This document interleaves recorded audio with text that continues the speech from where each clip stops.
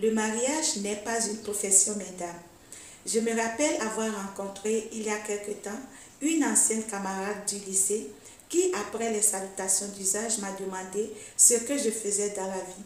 Bien sûr, je lui ai répondu et à mon tour de lui retourner la question, elle me répondit qu'elle était mariée. Madame, félicitations pour ton mariage, mais dans quoi exerces-tu concrètement? Que fais-tu comme profession?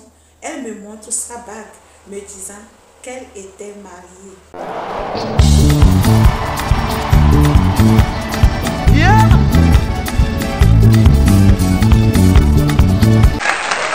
Bonjour à toutes et à tous. Nous venons d'embrasser une nouvelle semaine que je vous souhaite très fructueuse. Aujourd'hui, j'ai très mal quand je vois toutes ces femmes de 35 ans, de 40 ans, voire plus, traînant leurs enfants de bas âge derrière, en train de chercher le travail de domestique. Attention, je n'ai rien contre le travail domestique parce que ça nourrit son maître. C'est un travail noble comme tous les autres. Mais en même temps, je me dis que cette situation peut être évitée quand on s'y prend bien dès le départ. Surtout que la majorité de ces femmes commencent par chercher du travail après la rupture avec leur partenaire. À 19 ans, à 20 ans, les filles se bousculent pour se mettre en couple, pour se mettre en mariage. Il y en a qui ne veulent pas perdre leur partenaire du moment. Il y en a aussi qui, même en 2022, pensent pouvoir se mettre en couple pour être pris en charge par des hommes. Mesdames, vous risquez vos vies en vous comportant ainsi ou bien en optant pour ces choix-là. On ne se met pas en couple ou bien dans le mariage sans y être préparé auparavant. Cette préparation, c'est vos études que vous devez terminer. C'est l'apprentissage, c'est les formations que vous devez faire. Parce que ce que vous avez appris comme compétence, personne ne peut vous le retirer. Il y en a qui optent pour exercer comme commerçant. Sauf que le commerce aujourd'hui, ça s'apprend aussi. Le commerce ne se résume plus au fait d'aller acheter une marchandise, de la mettre à la tête, de se promener, de la vendre ou bien de chercher un cœur, exposer sa marchandise. Il faut les moyens pour rentabiliser et pour assurer la durabilité de son commerce. Surtout qu'il y a des moments de maladie, des moments d'invalidité. Aujourd'hui, vous allez voir plusieurs personnes, hommes ou femmes, désignés comme des grands commerçants dans le temps, qui aujourd'hui cherchent de quoi se nourrir en vain parce qu'il n'y a pas de retraite. Ils n'ont pas planifié leur retraite. Tout ça, ça s'apprend. La gestion du commerce aussi, ça s'apprend.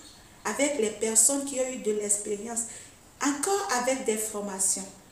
Vous allez vous installer bonnement en couple, sans aucune source de revenus, sans formation, et après rupture maintenant, vous vous affolez, vous venez chercher le travail domestique.